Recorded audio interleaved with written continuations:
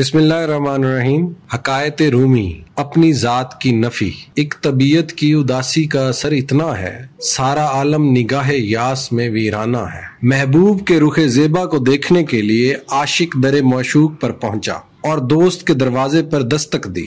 अंदर से जाने जाना ने पूछा, कौन है? बचश्मे गिरियां और सीना बरियां आशिक ने जवाब दिया, मैं हूँ, दीदार की हाजत है। अंदर से जवाब आया, महबूब ने कहा, ऐ शख्स चला जा, अभी मुलाकात का वक्त नहीं हुआ। कच्ची चीज का दस्तरखान पर क्या काम? मेरे दोस्तों में मैं नामी कोई शख्स नहीं है। तुझसे अभी गरूर की बू आती है। तू अभी इश्क में पुख्ता नहीं हुआ। चूंकि अभी तक तेरी मैं तुझसे नहीं गई, तुझे मजीद हिज्र की तेज आग में जलना चाहिए। हिज्र फिराक की आग में जले बगैर खाम शय भला कैसे पुख्ता हो सकती है? आशिक बेचारा अपना सा मुंह लेकर वापिस चला गया और 1 साल तक फिराके यार में चिंगारियों पर जलता रहा। हैरान और सरगर्दा महबूब की जुदाई का सदमा सहता रहा। पुख्ता गश्त सोख्ता, यहाँ तक कि हिज्र की आग ने उसे पुख्ता कर दिया। अहद जवानी रो रो के काटा, पीरी में ली आंखें मोंद, यानी रात बहुत थे, जागे सुबह हुई आराम किया।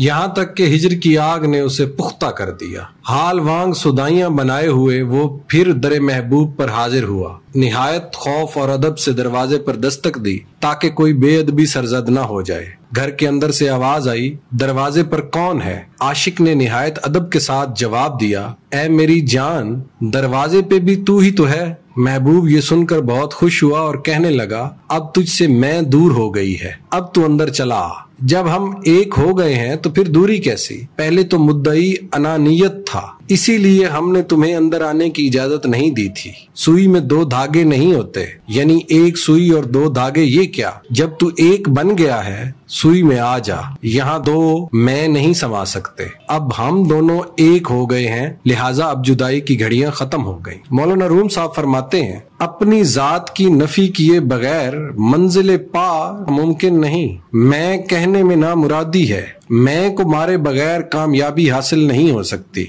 दाना मट्टी में मिलकर गिले गुलजार होता है। खाम है जब तक तू है मट्टी का एक अंबार, तू पुख्ता हो जाए तो है शमशीर बेजिनहार। तू वो सदाकत के लिए जिस दिल में मरने की तड़प, पहले अपने पैकरे खाकी में जा पैदा करे।